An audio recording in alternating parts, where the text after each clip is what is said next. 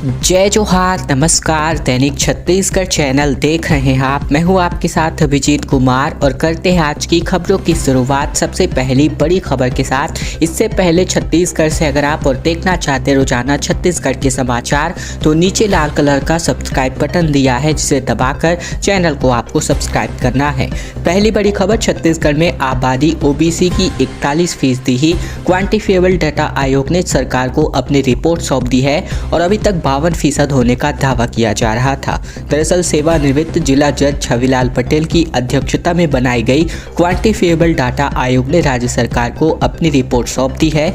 आयोग ने सर्वेक्षण में पाया है कि प्रदेश में अन्य पिछड़ा वर्ग यानी कि ओबीसी की आबादी 41% है, वही सामान्य वर्ग के गरीबों की कुल संख्या यानी कि ईडब्ल्यूएस की संख्या आबादी के 3% तक ही पाई गई है। जनगणना में ओबीसी का अलग से वर्गीकरण नहीं होने की वजह से ये संख्या अभी तक अनुमानों पर आधारित थी।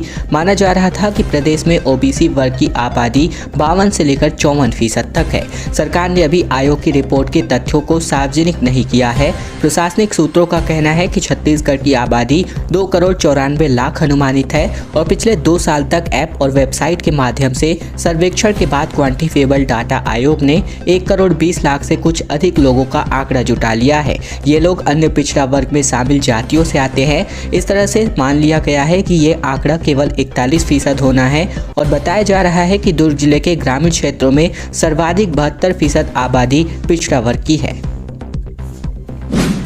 पुलिस पर पथराव हुआ, जिसकी वजह से बीजेवाईएम अध्यक्ष समेत 26 लोगों पर एफआईआर हुई है। मामला अभनपुर और देवभोर मार्ग से जुड़ा हुआ है, जहां पर सुरक्षा के कड़े इंतजामात कर दिए गए हैं। पूरी तरीके से छावनी में तब्दील कर दिया गया है और एक बार फिर से सड़क पर जाम करने के लिए निकले लोगों को हिरासत में लिया गया है। गरियाबंद जिले में धान खरीदी केंद्र की मांग को लेकर के ग्रामीणों के हिंसक प्रदर्शन के बाद बीती दोपहर को नेशनल हाईवे क्रमांक 130C अभनपुर देवभोग को छावनी में तब्दील कर दिया गया है। वहीं पूरे शहर में भी जगह जगह पर भारी पुलिस बल तैनात है। ग्रामीण मंगलवार को भी नेशनल हाईवे जाम करने के लिए निकले थे, लेकिन पुलिस ने उन्हें बीच में ही रोक दिया। सभी ग्रामीणों को एक जगह पर रखने के बजाय उन्हें अलग अलग इलाकों में रखा गया है, क्योंकि पुलिस को आशंका है कि अगर इन सभी को एक ही जगह पर रखा गया तो एक बार फिर से ये लोग उग्र हो सकते हैं। देवभोग धुरवागढ़ी एफसीआई गोदाम के पास 20 से ज्यादा ग्रामीणों को रखा गया था। वहीं सिंचाई विभाग के रेस्ट हाउस कैंपस में 40 से अधिक ग्रामीणों को रोककर रखा गया था। दरअसल बात करें तो इससे पहले जो है यहाँ पर पुलिस की टीम पर जो है ग्रामीणों ने हमला कर दिया था। भीड़ ने तो पहले ही पुलिस टीम पर पथराव किया था। धान खरीदी का आंकड़ा 10 लाख मीट्रिक टन के पार हो चुका है, जिसकी वजह से किसानों को 2100 करोड़ रुपए से अधिक का भुगतान किया जा चुका है छत्तीसगढ़ सरकार की ओर से। दरअसल छत्तीसगढ़ में समर्थन मूल्य पर धान खरीदी जारी है। ये आंकड़ा 21वें दिन 10 लाख मीट्रिक टन को पार कर गया। राज्य सरकार की धान खरीदी के समुचित व्यवस्था के चलते किसान उत्साह के साथ धान खरीदी केंद्रों पर पहुंच रहे हैं। धान बेचने के लिए अब उन्हें इंतजाम करना नहीं पड़ रहा है। साथ ही अब धान खरीदी के एवज में किसानों को 2100 करोड़ की अधिक की राशि का भुगतान किया जा चुका है। धान खरीदी के साथ साथ कस्टम मिलिंग के लिए उठाव भी चल रहा है। अभी तक 4 लाख मीट्रिक टन से अधिक धान का उठाव समितियों द्वारा किया जा चुका है। सरकार द्वारा इस वर्ष 110 लाख मीट्रिक टन धान खरीदी उपार्जन का अनुमान है। ऐसे में छत्तीसगढ़ सरकार द्वारा धान बेचने वाले किसानों की सुविधाओं के लिए टोकन तुहर हाथ ऐप बनाया गया है, जिसे प्ले स्टोर से ऑनलाइन डाउनलोड किया जा सकता है। इसके जरिए किसान ऑनलाइन टोकन प्राप्त कर सकते हैं। इसके अलावा मैनुअल तरीके से भी अग्रिम में टोकन दिया जा रहा है। हवाई सफर का अब सपना जो है साकार होने वाला है। एयरपोर्ट को अंतिम रूप दिया जा रहा है। जल्द ही उड़ानें संचालित करी जाएंगी। सरगुजा के लोगों को हवाई सपना अब जल्द ही साकार होने वाला है, क्योंकि दरिमा के मां महामाया एयरपोर्ट को अंतिम रूप दिया जा रहा है। उम्मीद है कि जल्द ही ट्रायल लैंडिंग शुरू होगी, जिसके बाद हवाई सेवा शुरू हो सकती है। कहा जा रहा है कि अगर सब कुछ ठीक रहा तो मार्च के महीने में यहाँ ट्रायल लैंडिंग कराई जा सकती है। इलाके में हवाई सेवा की मांग लंबे समय से करी आ रही है और ऐसे में यहाँ पहले से रनवे मौजूद है, लेकिन इसकी क्षमता 72 सीटर यान के लिए उपयुक्त नहीं थी। यही कारण है कि रनवे की लंबाई बढ़ाने के साथ ही इसकी क्षमता को भी बढ़ाया गया है। इसके अलावा टर्मिनल बिल्डिंग और एप्रिन का निर्माण कार्य भी यहाँ पर जारी है। जिला प्रशासन ने लाइसेंस की कवायद भी शुरू कर दी है और ऐसे में कहा जा सकता है कि बिलासपुर और जगदलपुर के बाद अब दरिमा एयरपोर्ट से भी लोग हवाई सेवा का लाभ ले सकते हैं। जैसे सरगुजा आदिवासी अंचल के लोगों को काफ़ी राहत मिलेगी। छत्तीसगढ़ बिजनेस समिट को लेकर के खबर है। राज्य में जल्द ही ड्रोन उत्पादन इकाइयों की स्थापना होगी। उद्यमियों को निवेश के लिए आमंत्रित किया गया है। दरअसल नई दिल्ली के प्रगति मैदान में छत्तीसगढ़ बिजनेस समिट का आयोजन किया गया। यहां देश के विभिन्न हिस्सों से आए उद्यमी, निर्यातक और व्यवसायियों ने यहां पर भाग लिया। इस दौरान छत्तीसगढ़ सरकार ने एथेनॉल और ड्रोन उत्पादन इकाइयाँ स्थापित करने के लिए 2 MOU पर हस्ताक्षर किए। बिजनेस समिट में प्रदेश के श्रम मंत्री शिव डहरिया ने छत्तीसगढ़ में औद्योगिक संभावनाओं की जानकारी देने के साथ ही उद्यमियों को राज्य में निवेश के लिए प्रोत्साहित किया। उन्होंने कहा कि छत्तीसगढ़ प्रगतिशील और संभावनाओं से भरा राज्य है। प्रदेश सरकार की नई औद्योगिक नीति के तहत उद्यमियों के लिए कई प्रकार की रियायत और सुविधाएं दी जा रही हैं। उन्होंने उद्यमियों और निवेशकों से आग्रह किया कि छत्तीसगढ़ आकर सुविधाओं का लाभ ले और प्रदेश की उन्नति और विकास में सहयोगी बने।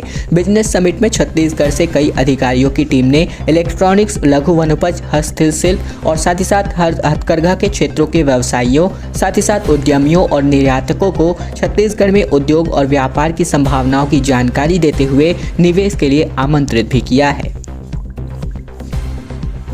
रायपुर में धरने पर बैठ गए हैं नंद कुमार साय। बोले, आदिवासियों को जब तक 32% आरक्षण नहीं मिल जाता तब तक मैं अपने जगह से नहीं उठूंगा। रायपुर में आदिवासी आरक्षण पर वरिष्ठ भाजपा नेता नंद कुमार साय ने आंदोलन छेड़ दिया है। साय राष्ट्रीय अनुसूचित जनजाति आयोग के अध्यक्ष रह चुके हैं। उन्होंने अपना धरना रायपुर के देवेंद्र नगर चौक पर शुरू किया है। पास ही में उनका आवास भी है और यही टेंट लगाकर सड़क किनारे वे आरक्षण के मसले पर धरने पर बैठ गए हैं। नंद कुमार साय ने साफ कह दिया है कि जब तक प्रदेश के आदिवासियों के आरक्षण से जुड़ा मसला सुलझा नहीं जाता तब तक वे धरने से हटने वाले नहीं हैं। ऐसे में टेंट में बैठकर उन्होंने कह दिया कि मेरा धरना तब तक चलेगा जब तक 32% आरक्षण का अधिकार आदिवासियों को नहीं मिल जाता। दरअसल हाल ही में हाईकोर्ट ने आरक्षण के दिए जाने वाले नियमों में गड़बड़ी मिलने पर इसे 32% से घटाकर 20% कर दिया है और वापस इसे हासिल करने के लिए कानूनी लड़ाई भी जारी है। साय ने आगे कहा कि आज आदिवासी समाज चिंतित है, परेशान है। ये आंदोलन सिर्फ रायपुर में ही नहीं बल्कि सरगुजा, बस्तर, राजनांदगांव और जसपुर में भी किया जा रहा है। जनजाति समाज दुखी है कि उनका 32% आरक्षण खत्म हो गया है। छत्तीसगढ़ की आदिवासी लड़की रिया एक्का बन चुकी है मिस इंडिया। मॉडल ने रैंप पर बिखेरे हैं जलवे। 50 कंटेस्टेंट्स को हरा करके इन्होंने अपना खिताब अपने नाम किया। दरअसल छत्तीसगढ़ के पिछड़े और आदिवासी बाहुल्य जिला जसपुर की आदिवासी स्टूडेंट्स रिया एक्का ने भिलाई में आयोजित ग्लैमर इवेंट में मिस इंडिया का खिताब हासिल किया है।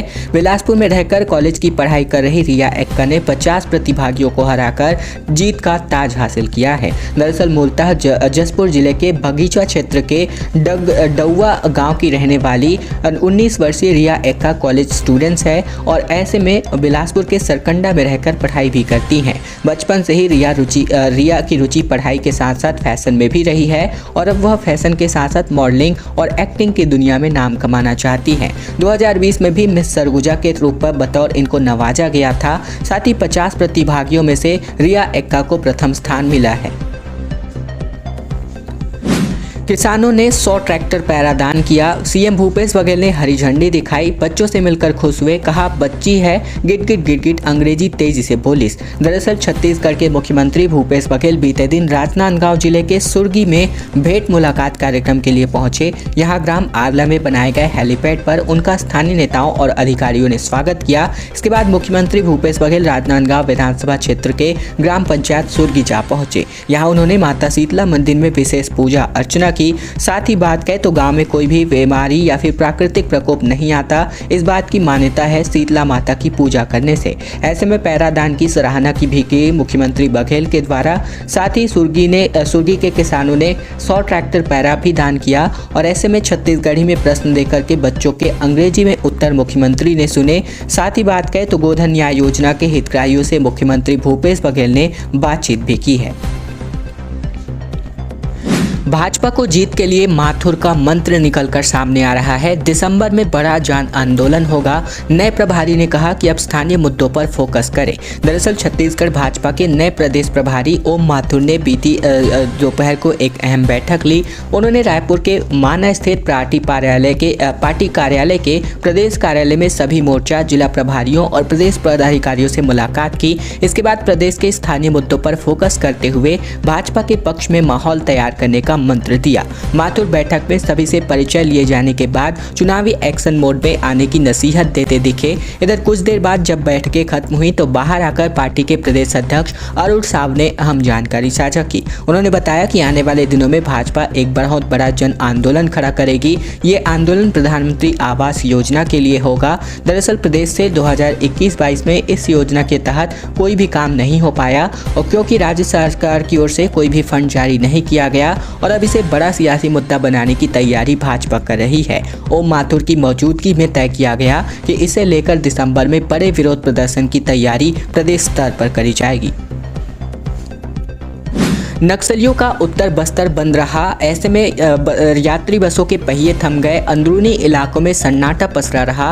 कांकेर, नारायणपुर और कोंडागांव में भी इसका अच्छा खासा असर देखने को मिला। छत्तीसगढ़ में बीते दिन जो है लगभग माओवादियों ने उत्तर बस्तर बंद का आह्वान किया। कांकेर के अलावा कोंडागांव और नारायणपुर जिले के अंदरूनी इलाके में नक्सल दहशत की वजह से बंद का व्यापक असर भी देखने को मिला।